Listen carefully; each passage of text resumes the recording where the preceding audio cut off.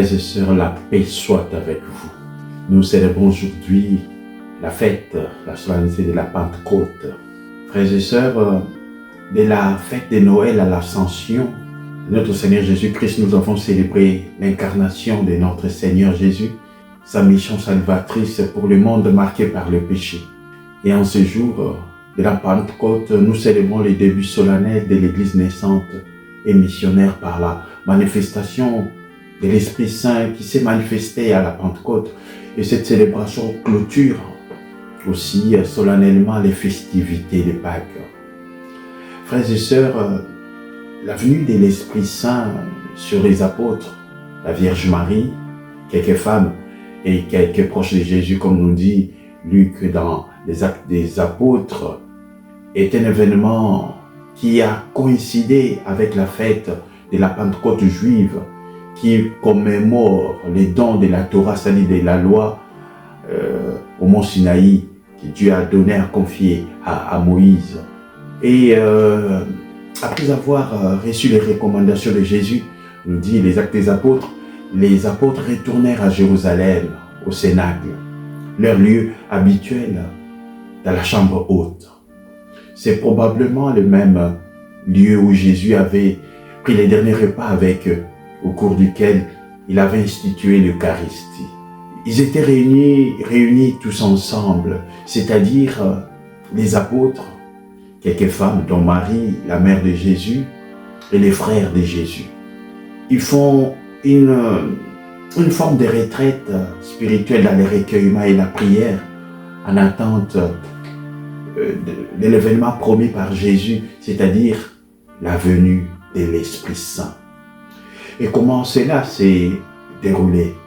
Cette année-là, en ce jour de la fête de la loi, alors que la foule immense prenait part à des liturgies somptueuses à Jérusalem, tout à coup, dans une rue de Jérusalem, des pèlerins issus des pays limitrophes tombèrent sur un curieux spectacle. Sortant d'une maison, des hommes et des femmes se mettaient à chanter et à danser en proclamant les merveilles de Dieu. Et chacun les attendait dans sa propre langue.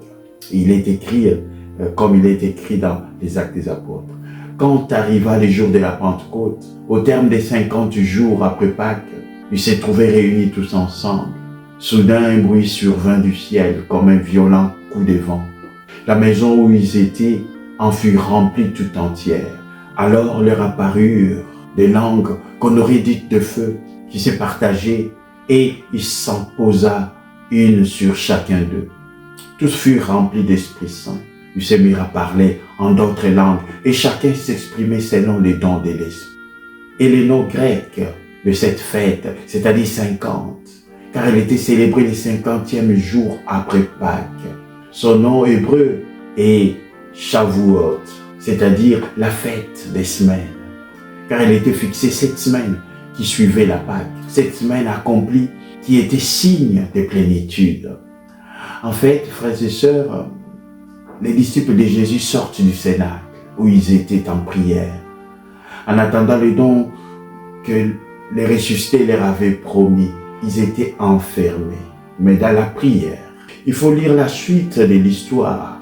Après avoir proclamé avec les danses et les acclamations, Pierre va expliquer à la foule, au nom des apôtres, Dieu a ressuscité Jésus que vous aviez crucifié. Il a fait Seigneur et Christ. Il a répandu l'Esprit promis par les prophètes. On le trouve dans les Actes des Apôtres, au 2e chapitre, toujours, mais à partir du verset 22. Frères et sœurs, en ce sens, la Pentecôte juive devient la Pentecôte chrétienne. C'est-à-dire aujourd'hui à Jérusalem, dans une simple maison, là où le vent de Dieu a soufflé sur les groupes des disciples de Jésus. Ils sont témoins que Dieu a ressuscité le crucifié qui vient leur envoyer l'Esprit, qui les comble de joie et leur permet de proclamer Dieu l'a fait Seigneur et Christ. Voici, frères et sœurs, la naissance d'une église qui se veut missionnaire dans le baptême de l'Esprit.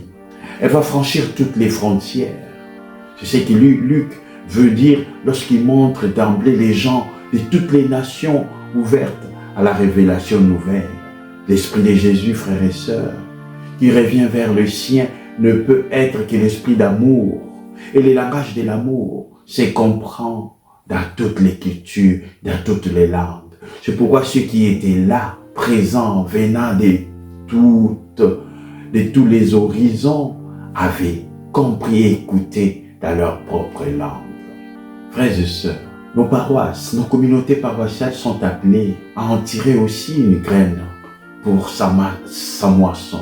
C'est le souffle de Dieu, c'est-à-dire l'Esprit Saint, qui nous conduit à la vérité tout entière pour bâtir nos communautés.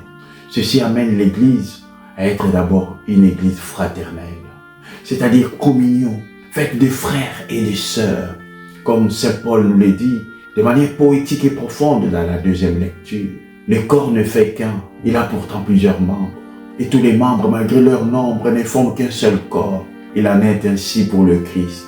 C'est dans un unique esprit, en effet, que nous tous, juifs ou païens, esclaves ou hommes libres, nous avons été baptisés pour former un seul corps. Tous nous avons été désaltérés par un unique esprit. Frères et sœurs, vous savez, les Corinthiens sont connus pour être doués dans la diversité des dons, c'est-à-dire les charismes, parfois avec tapage et orgueil. Alors Paul veut, je dirais, les amener à bien comprendre la source même de ces grâces reçues, de ces charismes reçus. C'est pourquoi il veut montrer une seule origine des charismes. C'est les dieux trinitaires.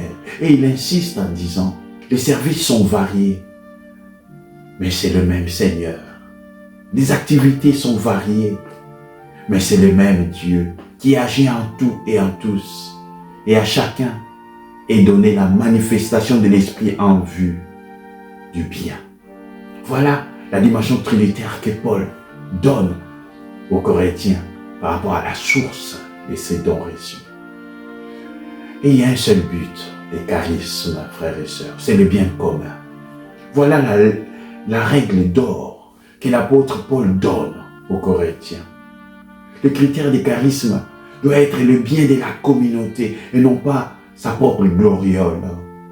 Mais c'est un combat de tous les jours, frères et sœurs. Car la tentation n'est pas loin, mais nous pouvons la vaincre. Et rappelons-nous une chose concernant l'évangile de ces jours, frères et sœurs. Nous l'avons déjà écouté lors du deuxième dimanche de Pâques et c'est repris aujourd'hui. Mais cette page d'évangile de Jean est appelée volontiers la Pentecôte joannique, car on voit Jésus donner l'Esprit Saint à ses disciples. Comme nous dit Saint Jean, ayant ainsi parlé, il souffla sur eux et il leur dit, recevez l'Esprit Saint. À qui vous remettrez ses péchés, ils seront remis. À qui vous maintiendrez ses péchés, ils seront maintenus. Cet esprit donné par Jésus à ses apôtres, c'est pour la mission, frères et sœurs. Et Jean le dit clairement, en soulignant ce que Jésus dit à ses apôtres. De même que le Père m'a envoyé, moi aussi je vous envoie. En ce sens, frères et sœurs, l'esprit que nous recevons dès notre baptême fait de nous des disciples envoyés en mission. C'est de proclamer, de témoigner de la bonne nouvelle du Christ ressuscité. Et on voit chez Jean aussi cette dimension trinitaire de la naissance de l'Église, car Jean souligne une unité profonde entre la Pâque et la Pentecôte dans une nouvelle perspective néo-testamentaire, car les deux fêtes étaient déjà liées dans le judaïsme. Oui, frères et sœurs, puissions-nous ouvrir notre cœur à cette brise légère, à cet Esprit Saint, pour que nous devenions ivres de son amour, de son enthousiasme, de son courage, de sa détermination, de sa ténacité, en vue de bâtir des communautés toujours fraternelles, toujours accueillantes, toujours missionnaires et évangélisatrices, pas des communautés qui se contentent de leur bien-être, de leur aisance, mais non des communautés qui sortent pour annoncer la bonne nouvelle, sans arrogance, mais avec détermination, car nous sommes envoyés en mission. Frères et sœurs, nous pensons aussi à tous nos frères et sœurs qui reçoivent aujourd'hui ou qui ont reçu des prières soirées aujourd'hui, le sacrement de la confirmation. Nous sommes aussi en action de grâce avec près de 12 500 jeunes collégiens des diocèses d'Île-de-France qui sont au FRAT, le fraternel. Ces rassemblements pour prier, chanter, se rencontrer les uns les autres en regardant Jésus notre Seigneur. Frères et sœurs, à cette belle fête de la Pentecôte, que le Seigneur vous bénisse tous. Au nom du Père et du Fils et du Saint-Esprit. Amen. Joyeuse fête à vous tous.